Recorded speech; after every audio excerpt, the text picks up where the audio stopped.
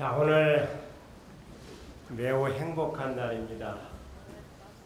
우리가 부처님 전에서 기도할 수 있어서 행복하고, 또 부처님 전에서 설법을 들을 수 있어서 행복하고, 또 좋은 도반을 만날 수 있어서 행복한 날입니다. 그렇죠? 네. 자, 오늘 주제는 나는 광명의 깃발, 신통의 창고, 이런 주제를 갖도록 합니다. 우리가 귀인이라고 하는 말을 들어봤죠? 귀한 사람이다 이 말이죠. 귀할 귀자, 사람자, 귀인. 여러분들 귀인을 많이 만나면 좋은 겁니까? 나쁜 겁니까? 좋은 것이죠. 지금 오늘 여러분들은 무수하게 귀인들을 만난 날입니다. 바로 여러분 옆에 있는 모든 사람들이 귀인이다 이겁니다. 이 귀인이라고 하는 것은 그냥 찾아오는 게 아닙니다. 준비된 사람, 또 준비해 가고 있는 사람, 그리고 귀인을 만난 다음에 스스로 변화하고자 하는 사람, 이 사람에게 귀인은 찾아오는 것입니다. 귀인을 만나고서도 귀인인지 우리는 모르고 스쳐 지나가고 한없이 있다라고 하는 것입니다. 또 준비가 되어 있지 않는 사람은 귀인이 찾아와도 알아보지 못합니다. 또 귀인을 만나고서도 변하지 못한다는 것입니다. 아주 좋은 기회를 놓쳐버린다라는 것입니다. 부처님은 만나는 사람들에게 귀인이 되어줬습니다. 만나는 사람마다 감동을 시켜서 변화의 계기를 삼게 하고 꼭 또 깨달음에 이르게 하신 분이 바로 부처님이십니다. 그래서 부처님은 세상에 더할 나위 없는 스승이라 해서 가만히 앉아서 찾아오는 사람만을 기다리고 있지는 않았습니다.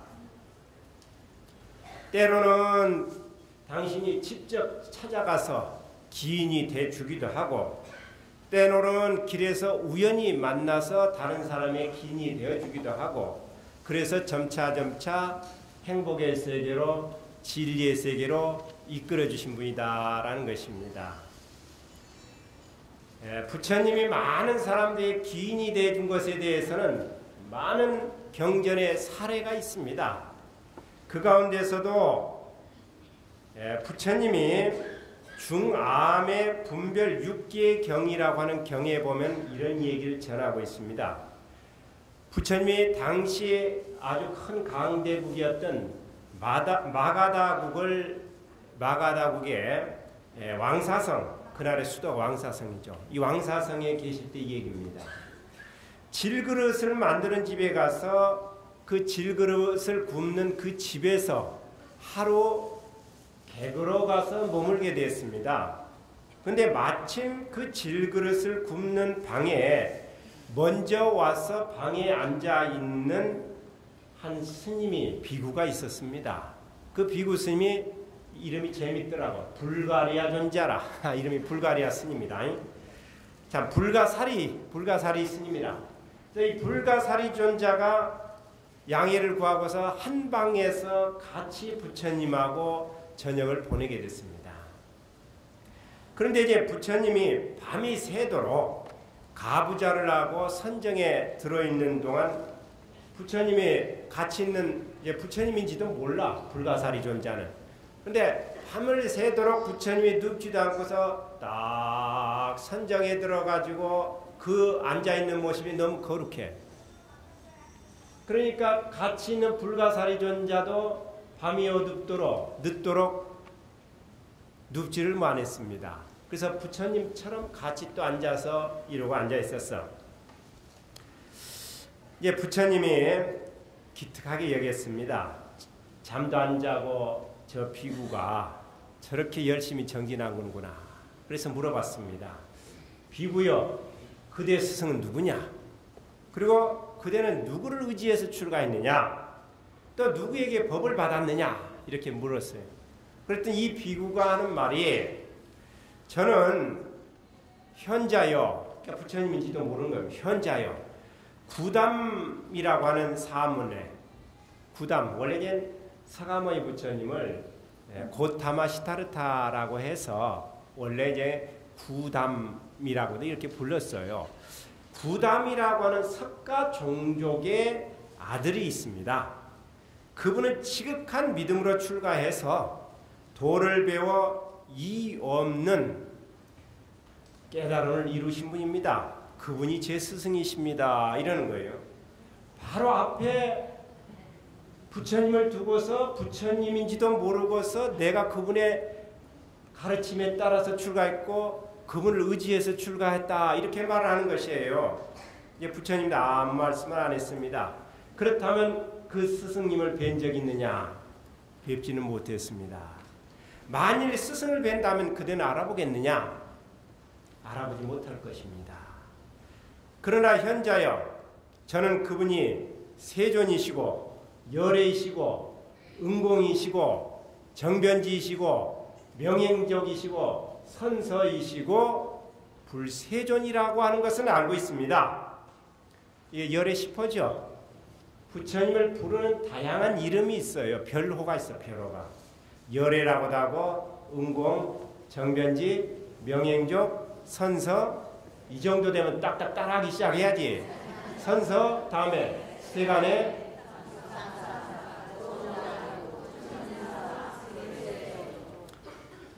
아이 모를 줄 알았더만 잘하네. 다시 한번 해봅시다. 열애 10호 열애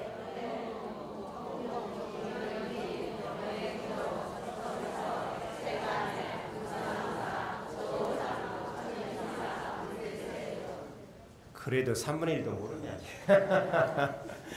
이제 부처님을 부르는 다양한 이름입니다. 열애라고도 하고 은공이라고도 하고 정변지라고도 하고 명행족이라고도 하고 선서, 세간의 무상사, 조장구, 천사, 불세존 이렇게 부른다는 것이죠. 하도 능력이 다양하다 보니까 이름이 많아요. 이름이 우리가 이름 별호를 특히 우리가 별명을 지어줄 때 그냥 하는 게 아니잖아요. 그 사람이 어떤 특기가 있느냐, 또 어떤 성격이냐에 따라서 별명이 생겨. 그런데 부처님은 보면은 하도 다양한 능력이 많아. 그러다 보니까 10가지를 열의 10호라고 합니다. 사실 10가지뿐만이 아니라 더 수없이 많아요. 그런데 이 불가사리존자가 그렇게 말을 했습니다. 저는 그분이 열애고 은공이고 정변지고 명행지고 선서세간이고 등등등이라고 하는 것은 알고 있습니다. 호칭은 듣고 있습니다. 바로 그분이 제 스승입니다. 저는 그분의 의지에서 출가했습니다. 이렇게 말을 해요. 부처님은 자신을 의지해 출가해 법을 받은 그 사람을 위해서 설법하기로 마음을 먹었습니다. 그러면서 쭉 설법을 잔잔하게 해줬습니다. 그래서 처음도 좋고 중간도 좋고 마지막도 또한 좋았습니다. 뜻도 있고 또 문체도 있고 청정함을 부족했고 범행을 나타내 줬습니다. 이른바 모든 가르침을 상세하게 불가사리가 알아듣기 쉽게 낱낱이 얘기해 줬습니다. 그러면서 그대는 마땅히 자세히 듣고 잘 기억하라고 격려까지 해줬어. 부처님이 설법을 마치자 불가사리존자는 바로 모든 번뇌를 다 떠나보내고서 법안을 얻게 됐습니다. 법안이라고 하는 건 진리에 눈뜬 것을 법안이라고 그래. 법안. 여러분들은 유관이라고 하는 유관. 그러듯이 지혜의 눈은 해안이라고 하고 진리의 눈은 법안이라고 하고 부처님의 눈은 불안이라고 그래. 근데 법안을 성취했어요. 그럼 진리에 대해서 확연하게 다 깨우치신 분이라 법안을 딱 얻고 나서 보니까 바로 앞에 계신 분이 그렇게도 흠모했던 부처님이라 바로. 그전에는 몰랐어요. 우리가 어리석으면 부처님이 바로 내 앞에 와도 우리는 모르고 지나가. 바로 이와 같은 거라. 근데 불가사리존자가 딱 법을 깨닫고 나서 보니까 바로 앞에 앉아 계신 분이 그렇게도 친견하고 싶었던 부처님이 앉아 계신 것이었습니다. 부처님과 같이 한 방에서 하룻밤을 새고 부처님과 함께 참선을 하고 부처님으로부터 또 설법을 들었어. 그걸 알고 보니까 얼마나 감동스럽습니까? 너무 감동스럽지 않겠습니까? 그래서 이제 법안이 생기자 비구는 그 감동스러운 마음을 부처님께 아주 감사의 예배를 올렸습니다. 세존이시여, 저의 어리석음을 용서해 주십시오. 미련하고 미친 사람처럼 좋은 밭을 알아보지도 못했습니다. 스스로 깨달아 알 수가 없었습니다. 이와 같이 했다라고 합니다. 만약에 이 불가사리 존자가 부처님이 바로 앞에 앉아 있는데도 깨달음을 못 얻고 아무리 가르침을 줘도 깨달음을 못 이뤘다라면은 그럴 수도 있어요. 아무리 좋은 가르침을 줘도 깨달을 수 없기도 해요. 그럼 불가사리 존자는 왜 깨달았느냐? 이미 깨달을 준비 상태가 돼 있었어. 귀한 인연을 맞이할 준비가 돼 있었습니다. 소위 기인을 만난 거라. 기인을. 바로 불가사리는 부처님을 만나서 훌륭한 기인을 만나서 바로 깨달음을 이뤄낸 것입니다. 이미 준비가 돼 있었기 때문이라는 것이죠. 우리 주변에는 무수하게 많은 부처님이 있을 수 있습니다. 또 무수하게 내 앞에 부처님이 지나갔을 수도 있어요. 부처님은 항상 이름을 두두물물 삼라만상에 부처님이 없다. 처처에 곳곳에 물물이 모든 것에 다 부처가 아닌 것이 없다라고 부처님 항상 그런 말씀하시거든요. 꼭 뭐 지금 앞에 모셔져 있는 거룩하신 부처님처럼 키가 크고 또 여기 정상유대는 살상투가 있고 그다음 미간 백고상이 있고 뭐 요거 많이 부처님이라고 이렇게 볼 수는 없다 이거야. 우리 주변에 진정한 귀인들이 수없이 있다라는 것이죠. 근데 우리는 준비되어 있는 사람이 아니다 보니까 부처님을 만나고 또 기인을 만나고서 기인인지 좀 모르고 우리는 지나가는 거라. 그래서 나와 함께 살아가는 모두가 기인일 수 있습니다. 우리는. 이 기인은 어느 날 갑작스럽게 오는 거라. 바로 이제 아까 말한 질그릇을 굽는 그 방 안에서 부처님을 만날지 어찌 알았겠습니까? 우리가. 바로 그와 같이 부처님은 항상 처처에서 우리들에게 만날 그 부처님을 만날 때에 그런 감동들이 항상 우리 주변에 있을 수 있는 것입니다. 우리가 준비가 안 되니까 모르는 뿐이라. 중국 고사에 연성지벽이라는 말이 있습니다. 그건 뭐냐면은 연성지벽이라고 하는 것은 쭉 이어진 성이 마치 벽과 같다라는 이런 고사인데 몇 개의 하나의 고을과 바꿀 수 있는 아주 많은 훌륭한 구슬이 들어있는 큰 바위가 있었습니다. 근데 아무도 그 안에 그렇게 귀한 보물이 있는지 누구도 알아보지 못했어. 근데 어떤 사람이 그걸 알아봤어. 그래서 그 나라 왕을 찾아갔습니다. 이 큰 바위 속에 수십 개의 고을을 지금은 군을 바꿀 수 있는 만큼의 보물이 들어있습니다. 왕이 보니까 아무것도 아닌 아무에게도 쓸모없는 바위덩어리 불과해. 너희놈 너가 나를 능멸하는구나. 너가 나를 속이려고 사기치는구나. 결국 한 다리 하나를 잘라버려. 그 다음에 새롭게 또 왕이 나타났어. 다른 왕이 왔어. 다른 왕이 이제 서로 바뀌었어. 또 왕을 찾아갔습니다. 지금 이 큰 바위 속에는 고을을 수십 개를 와 비교해도 손색이 없을 만큼의 훌륭한 보물이 있습니다. 이 왕 역시도 아무리 봐도 있을 것 같지도 않아. 너희놈 감히 나를 속이려고 드는구나. 나머지 다리를 또 하나 잘라버렸어.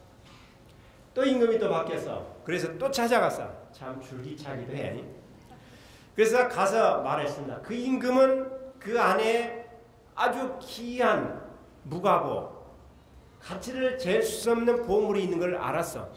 그래서 성을 몇 개의 성을 상으로 내려줬습니다.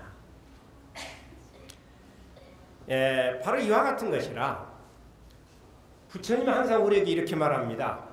너에게는 바로 보물이 들어있다. 너에게는 보물이 들어있다. 그것을 불성이라고 한다. 이렇게 불성. 여러분들이 다 부처님이 될 성품이 있다라고 하는 것은 알고 있죠? 들었죠? 처음 들은 거예요?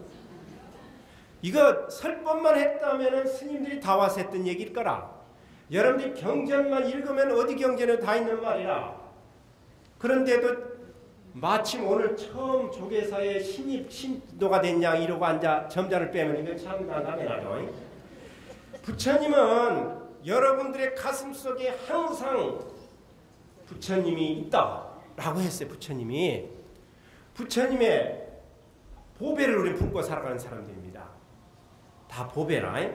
그런데도 우리 스스로가 있음에도 내가 있는데도 내가 몰라. 있다라고 생각조차도 못해. 이렇게 우리가 어리석다라고 하는 것이죠. 바로 연성지벽이라고 하는 데에서 수없는 보물이 있음에도 보물이 있는지조차 모르고 가는 것과 같은 이치입니다. 그것은 여러분들이 아까 천수경할 때 수지, 신시, 광명당, 수지, 심시, 신통장 아직도 아마 자기가 입으로 해놓고 나도 들었는지 안 들었는지 긴가민가 하는 분도 있을 거라. 천수경이 있죠? 네. 자, 따라해요. 수지, 신시, 광명당, 수지, 심시, 신통장. 들은 것 같죠? 이거 천수경에 있는 말이라 나는 없는 거 하는 거 아니라 여러분들이 입으로 한 것을 내가 다시 설명해 주는 거라. 이 말은 뭐냐? 부처님의 가르침을 지니고 있으면 광명의 깃발이고 또 부처님의 가르침을 지니고 있는 자는 신통의 창고다 이 말입니다. 다시 말하자면 여러분들이 부처님의 가르침을 지니고 있는 여러분들의 바로 몸이 바로 광명의 깃발들이다 이거라. 그리고 신통의 창고들이다 이것입니다. 여러분들이 얼마나 거룩합니까? 부처님의 가르침을 지니는 그 자체가 광명의 깃발이라는 말이에요. 그러니까 부처님의 가르침을 지닌 자, 불법을 지닌 자에게는 어둠이라고 하는 건 없습니다. 오직 광명만 있다라는 것입니다. 또 고통이 있을 수가 없어. 번뇌가 있을 수가 없어. 근심이 있을 수가 없어. 걱정이 있을 수가 없어. 문제거리가 있을 수가 없어. 뭘 가진 사람이 그렇다고요? 부처님의 가르침을 지닌 사람. 수지 신 몸신자에 수지 신시 광명당이다 이거 여러분들이 바로. 그러니까 광명의 여러분 깃발에 광명 깃발. 바로 여러분 그 자체가 광명이다 이거예요. 광명이라고 하는 희망을 가슴에 안고 살아가는 사람, 또 밝은 삶을 살아가는 사람. 삶에 부정적인 것이 없고 온갖 고통이 없고 뒤엉킨 상황 등이 없고 오직 광명만 있단 말이에요. 광명의 반대가 어둠이죠. 어둠. 그리고 무명이죠. 바로 여러분들이 곧 수지 신시 광명당 광명 깃발들이다. 부처님의 불법을 제대로 이해한 사람은 그 자신이 광명 깃발입니다. 어둠은 존재하지 않는 것이다. 밝은 등불을 들고 있으면 어둠은 찾을 수 없어. 광명이 들어가는 그 순간 어둠은 사라져버린다는 것이죠. 부처님의 가르침을 여러분들이 마음속에 지니고 있고 몸에 지니고 있는 그 순간은 여러분들의 불행은 멀리 떨어져 나가버려요. 또 여러분들의 근심 걱정도 다 멀리 지나가버리고 말아. 바로 여러분 자체가 태양이다 이거야. 태양에 어둠 없잖아요. 어둠이라고 하는 것은. 또 부처님의 가르침을 제대로 지닌 사람은 가정에서나 사회에서나 고뇌스럽고 고통스러운 것은 없다는 말입니다. 개개인의 본성은 관세음보살이나 부처님의 능력과 조금도 다를 바가 없는 것입니다. 내가 그런 광명을 갖고 있으면서도 내가 그걸 모르고 있으니까 어리석은 것입니다. 근데 여러분들은 천수경을 외운 사람들이다. 내 몸이 오늘 설법을 들은 내 몸이 부처님의 경전을 독송한 내 몸이 바로 광명이구나. 광명. 어둠은 사라졌구나. 모든 사람의 빛이 되어주는 것이구나. 이걸 여러분들이 알아야 돼요. 그래서 부처님의 무량한 생명과 한량없는 공덕이 자기 자신 속에 들어있다는 사실조차도 모르면 안 된다 이거예요. 그걸 아는 사람이 바로 불자라, 불자. 바로 불성을 지닌 자다라는 것입니다. 인간이 발견한 가장 위대한 것은 부처님이 모든 인간들에게 부처님과 같은 영원한 생명, 또 영원한 빛, 또 진리가 늘 그 안에 깃들어 있다라고 하는 사실입니다. 이거 부처님이 발견해내서 우리에게 가르쳐주고 있는 것이라. 다른 종교에서 어때요? 넌 죄인이다. 너는 종이다. 맨날 그러고 있잖아요. 그러죠? 다른 동네 가면 그렇게 말을 해요. 너는 죄인이다 이러거든. 또 너는 종이다 그러거든. 그런 말 들어봤죠? 처음 들은 것 같아. 저 총각 옆에 가면은 늘 보면은 불신, 지옥, 예수, 천국 이러고 돌아다니는 사람이 있더만 그 사람한테 가서 좀 배워야 되겠어 하는 거 보니까. 우리가 아까 수지, 신시, 신통장, 수지, 심시 그러니까 부처님의 가르침을 지닌 마음, 부처님의 가르침을 지닌 마음은 신통의 창고다. 온갖 신통력이 그 안에 다 들어있다라는 말이에요. 온갖 신통력이 다 들어있습니다. 신통이라고 하는 말은 그대로 무엇이든지 마음먹은 대로 다 이루어지는 게 신통력 아닙니까? 그래서 부처님의 가르침을 가진 사람의 마음속에는 온갖 신통 변화가 그 사람의 마음속에 나타나는 것입니다. 부처님의 가르침을 마음속에 지닌다라고 하는 것은 거대한 창고의 신통을 가득 채우는 것과 같은 거라. 불법이란 바로 자기 자신이 가지고 있는 빛나는 보물에 대한 믿음, 또 보물에 대한 이해, 또 보물에 대한 확신, 이것입니다. 바로 여러분들이 신통의 창고다. 신통의 창고. 바로 내 자신, 내 마음이 부처님의 가르침을 지니고 있는 그 마음이 바로 내가 보물이구나. 또 보물이라고 하는 확신이구나. 보물에 대한 이해구나. 이걸 여러분들은 분명하게 알아야 됩니다. 수지신시 광명당이고 수지심시 신통장임을 여러분들은 늘 명심해야 됩니다. 바로 모든 사람들의 광명의 깃발이 되어줘야 되고 모든 사람들의 신통의 창고가 되어줘야 되는 것입니다. 이런 사람이 있어야 이 세상의 빛으로 가득해진 거라. 빛으로 광명이 되는 거라. 바로 정신적인 지도자죠. 뭐 그게 가정에서는 가정대로, 사회에서는 사회대로, 국가에서는 국가대로 광명의 깃발을 높이 들고 또 신통의 창고를 활짝 열어 제껴서 모든 사람들을 미혹한 마음으로부터, 불행한 마음으로부터, 또 절망적 마음으로부터 이끌어줘야 될 임무와 책임이 누구에게 있다는 것입니까? 여러분에게 있다 이 말이에요. 왜 그러느냐? 여러분들은 부처님의 가르침을 지닌 사람들이기 때문에. 부처님의 가르침을 지니면 뭐가 있는 거라고요? 광명당이라고 그랬잖아요. 또한 신통장이라고 그랬잖아요. 그래서 바로 여러분들이 바로 모든 사람들이 깃발이 돼주고 신통의 창고가 돼줘야 된다라는 것입니다.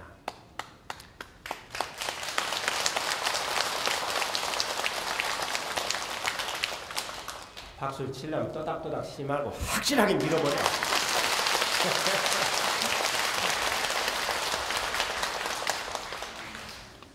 예. 또 하나 얘기 하나 해봅시다. 옛날 아주 깊은 산 중에 큰 절이 하나 있었어. 아주 도가 높은 큰 스님이 많은 제자들을 지도하면서 계셨습니다. 근데 하루는 이 큰 스님이 그 많은 제자들을 모아놓고서 이런 말씀을 하신 것이었습니다. 내가 지금 너희들에게 한 명을 골라서 내 법을 전하고자 한다. 내일이면 내가 숙제를 내줄 테니 그리들 알아라. 이렇게 하는 것이었습니다.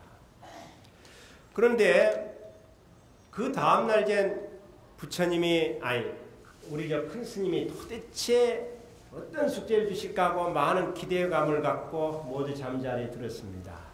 그 다음날 이제 함께 다 기대감을 갖고서 모였어요. 그랬더만은 하는 말씀이 지금 내가 너희들에게 밑 빠진 독을 하나씩 따줄 테니 여기에 물을 가득 담아와라. 하면서 숙제를 줬습니다.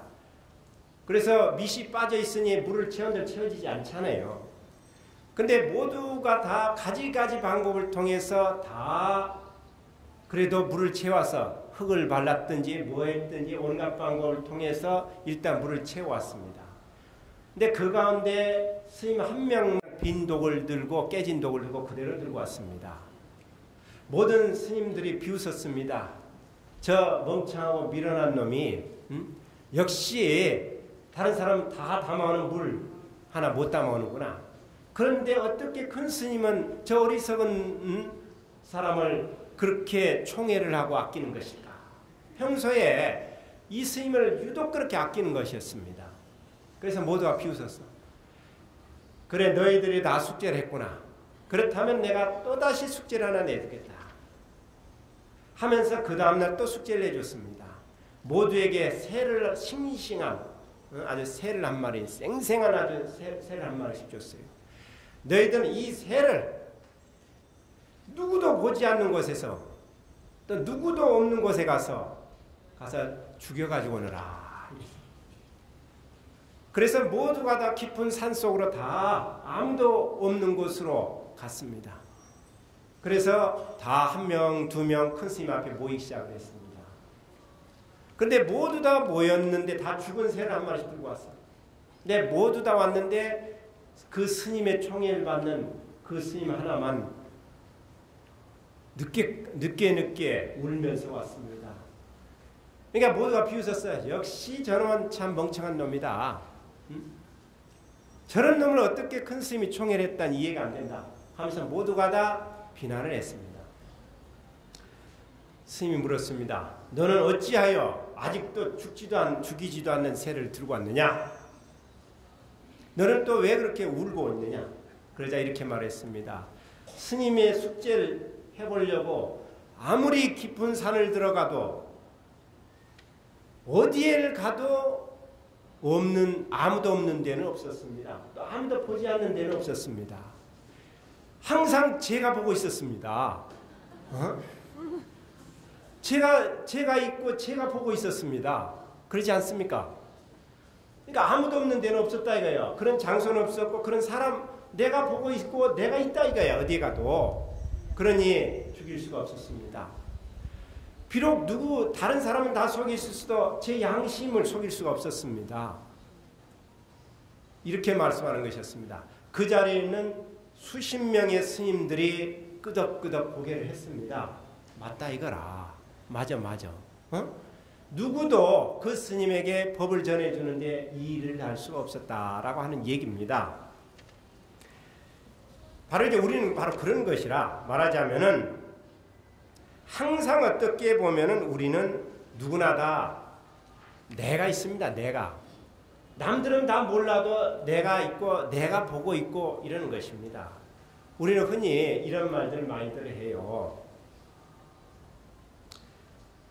다 자기가 아주 인복이 있다라고 생각하는 사람 별로 없어요. 인덕이 있다라고 생각 별로 안 해요. 다들 보면은 하나같이 참 나는 어떻게 이렇게 인덕이 없을까 인복이 없을까 이런 말 많이 해요. 흔히들. 자기는 남에게 베푼 게 많다라고 항상 생각을 해요. 베푼 게. 그런데 남들은 내가 베푼 것만큼 나에게 안 해준다고 대다수는 생각을 한다는 거예요. 내가 언제가 이 얘기를 들어봤더니 이런 말을 해요. 저 사주관상 보는 집에 가면 다 짜고 짜 하는 말이 있대요. 참 더럽게 재수없는 년이 와서 앉아있네 이런데 참 더럽게 인복 없는 년이 앉아있네 이런다는 거다. 그러면은 그냥 어떻게 하셨습니까 한다는 거라. 어떻게 알았냐고 한대. 그리고 술술 그때 내뱉기 시작한대. 응? 저절로 너무 잘한다 이거라. 되게 사람 심리가 이렇다는 것이죠. 나는 해준 게 많고 베푼 게 많고 그런데 알아주지도 않고 모른다 이거라. 이게 말하자면 어떻게 보면 이제 참 상을 내고 싶은 거죠. 자기는 한 게 많다고 생각하는 게 착각하는 거예요. 사실은 내 자신의 생명이 유지하기 위해서는 어찌 내 혼자 살 수 있겠습니까? 부모의 은혜, 또 이웃의 은혜, 가족의 은혜, 친구의 은혜, 사회의 은혜, 또 그런 우리 인간관계를 떠나서 대자연의 은혜, 이 따사로운 햇빛이 있어야 되고 물이 있어야 되고 공기가 있어야 되고 바람이 있어야 되고, 이렇게 우리는 복이 많은 사람들이라 덕이 많고 인덕이, 그렇지 않습니까? 이렇게 덕을 많이 갖고 왔는데 나 덕 없다고 생각하면 그 얼마나 불행한 사람이라. 항상 피의식에 빠져 사는 사람 불행한 사람입니다. 여러분들 너무 복을 많이 받고 살아가는 사람들이라, 복을. 그러니 그러면서도 복이 없다라고 하면 그게 도둑놈 십보지 누가 도둑놈 십보냔 말이요. 그게 바로 욕심 많은 사람이지. 그렇지 않습니까? 이럴 땐 박수로 응답해야지.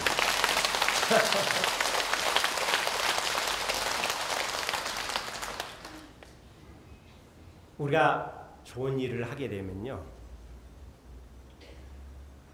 여러분들이 그렇게 많이 독서하는 금강경에 실지 실견이라는 말이 있습니다. 모두 실자, 알지자, 모두 실자, 볼견자. 부처님은 실지 실견한다. 부처님은 모든 것을 알고 모든 것을 보고 있다 이 말이야. 그러면은 부처님이 우리 모든 것을 알고 모든 것을 보고 있고 나도 모든 것을 항상 보고 있어. 내가 나를 보고 있어. 그런데 어찌 내가 한 것이 거짓되고 내가 한 것이 헛될 것이 있느냐. 내가 지은 공덕이 헛될 일이 없다는 것이죠. 다 알고 있고 다 보고 있다는 것이죠, 부처님이. 그래서 부처님은 실지 실견하는 분이라 다 알고 다 보고 있습니다. 그래서 여러분들 억울해하지 마십시오. 내 마음은 아무도 모른다, 아무도 모른다는데 아무도 모르도 왜 몰라? 부처님이 다 보고 있고 다 알고 있는데. 에? 여러분들은 다 알고 있어요. 여러분들이 기껏 아무리 뭐 날고 뛰고 제주 부려봤자 손오공이 부처님 손바닥 안에서 제주 부린 거나 다를 법 없다 이거라. 실지 실견. 그래서 또 부처님이 설령 모르다 알아줘. 내가 나를 알고 있어. 내가 나를 알고 있다는 것이죠. 그렇지 않습니까? 내가 나를 알고 있는 것입니다. 아까 여러분들이 5분 향례를 보니까 이런 겁니다. 유언무진 삼보 태자대비 수화정례 명운가 비력 원공법계 제중생 자타일시 성불도 했죠? 다 했죠? 그래도 어디서 들은 것 같기도 하고 안 들은 것 같기도 하는 분 있을 거라. 근데 그건 다 했어요, 여러분들이. 꿈속에서 외울 만큼 다 외우신 분들이라.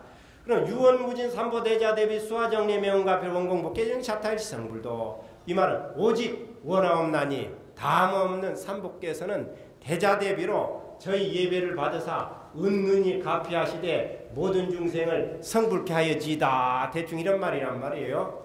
오직 원하옵나니 다음없는 삼복께서는 대자대비로 저희들을 살펴주셔가지고 은근히 가피하셔가지고 모든 중생 다 성불케 하여지이다. 대충 이런 말입니다. 유언무진 오직 원하옵나. 이것도 오직 지극지성 원하옵나. 오직 원하옵나. 다함 없는, 한도 끝도 없는 다함 없는 삼복께서는, 불법승께서는 저희 예배를 받으사, 대자대비로 저희 예배를 받으사 은은히 가피하셔서 나너할 것 없이 모두 다 성불케 하여지이다. 이런 말입니다.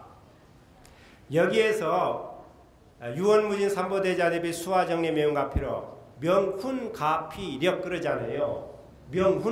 명훈이라고 하는 말은 이제 어두울 명자거든. 어둡다 이런 말이에요. 그 명운가피라고 하는 것은 뭐냐면은 훈자라고 할 때, 명운할 때 이것은 이제 뭐냐면 아주 훈이라고 아주 은은하게 따뜻해 오는 걸 우리 훈이라고 하는 것이거든요. 그래서 명운가피라고 하는 것은 가피가 크게 세 가지 종류 가피가 있어요. 현전가피, 몽중가피, 그 다음에 지금 말하듯이 명훈가피 세 가지를 말할 수가 있어요. 현전가피는 뭐냐? 그냥 바로 눈앞에 바로 나타나는 가피라. 이것은 바로 그냥 해결 봐버리는 거라. 부처님 앞에 기도해서 바로 그냥 현전 눈앞에서 가피 봐버리는 거라. 현전가피. 몽중가피는 뭐냐? 아주 꿈속에서 가피를 입는 건 아니에요. 몽중가피. 명운가피는 뭐냐? 요것은 이제 눈에 보인 듯 안 보인 듯하게 또 만져질 듯 안 만져질 듯하게 이렇게 이제 나타나는 것이 바로 명운가피입니다. 명운가피. 그래서 우리가 기도를 하다가 보면은 나쁜 것은 나도 몰래 옆으로 비껴가. 뭔가 이상스럽게 잘 풀려가. 이게 명운가피란 말하자면. 사실 여러분들 항상 명운가피 속에 살아가고 있어요. 그래서 부처님의 가피는 보이는 듯 또 보이지 않게, 들리는 듯 들리지 않게, 만져지는 듯 만져지지 않게 이렇게 가피가 많이 와요. 부처님이 실력이 미묘해. 그래서 우리가 기도를 많이 하게 되면은 어떤 힘들고 어려웠고 크게 안 좋은 일들이 내 옆을 슬쩍 비껴가고 나한테 올 것들이 바로 또 나도 몰래 뭔가 모르게 잘 풀려가 술술 풀려가. 이게 바로 명운가피라고 하는 것입니다. 그래서 사람들 지극히 기도를 해서 가피를 입었는데도 그것이 가피인지조차 몰라. 가피는 내가 느끼는 사람만이 가피를 알아요. 가피를. 내가 가피를 입고 살아도 입고 사는지 모르면 그런 사람, 내가 부처님 앞에 조계사에 와서 이렇게 기도를 많이 하는데 나는 야속하게도 부처님 왜 가피를 안 줄까 하는 사람은, 이 사람은 백날 천날 줘도 몰라. 이런 사람은 몰라. 부처님 은혜를 몰라. 자, 그래서 가피력을 파악하지 못해. 현명하지 못하기 때문에. 그래서 이제 아까 명운가피 할 때 훈이라고는 아지랑이처럼 또 연기처럼 이렇게 모락모락 피어오르는 훈이라고 그래. 그래서 부처님의 가피 눈에 보이지 않지만 또 연기처럼 아지랑이처럼 보일 듯 말 듯 잡힐 듯 말 듯 또 우리를 에워싸고 감싸주고 보호하고 베풀어주고 이렇게 하는 것입니다. 결국은 우리가 천수천안 관자재보살이래. 천수 천안 관자재보살, 손이 1000개 눈이 1000개 천수천안이죠. 관자재보살 자유자재로 우리 중생들의 원 따라 소원 따라서 다 이루어주시는 분을 천수천안 관자재보살, 다른 말로 관자재보살을 관세음보살이라고도 하죠. 이와 같이 하는 것입니다. 그래서 우리가 법화경에서도 그런 말을 있듯이 절을 한 번 하면 한 번 한 만큼, 부처님의 명호를 한 번 부르면 부른 만큼, 한 번의 공덕을 쌓으면 한 번의 공덕을 쌓은 만큼 이게 계속 쌓이고 쌓인 공덕이 쌓여가는 것입니다. 그래서 기도는 쉬지 않고 꾸준히 해가는 게 중요합니다. 우리가 원화불태보리심이라는 말 있잖아요. 원화불태보리심. 원화불태. 그러니까 우리가 하지 없는 불태, 물러나지 없는 보리심. 바로 깨닫고자 하는 마음. 이런 지금 물러나지 않는 마음으로 꾸준히 정진하라는 게 부처님의 가르침이라. 늘 부처님이 방일하지 말아라. 다시 게을르지 말아라. 항상 하신 말씀이라. 자, 여러분들이 아까 처음 내가 얘기했던 바와 같이 바로 여러분들은 수지, 신시, 광명당이고 수지, 심시, 신통장이다. 이거라. 바로 광명의 깃발로 살고 또 신통의 창고가 돼서 늘 밝은 삶, 행복한 삶, 또 항상 우리 가피 속에 살고 있다라고 하는 이런 여러분들이 늘 마음속에서 그런 마음을 잊지 말고 살아가시기를 바라겠습니다. 자, 행복한 여러분들 되시기 바라겠습니다.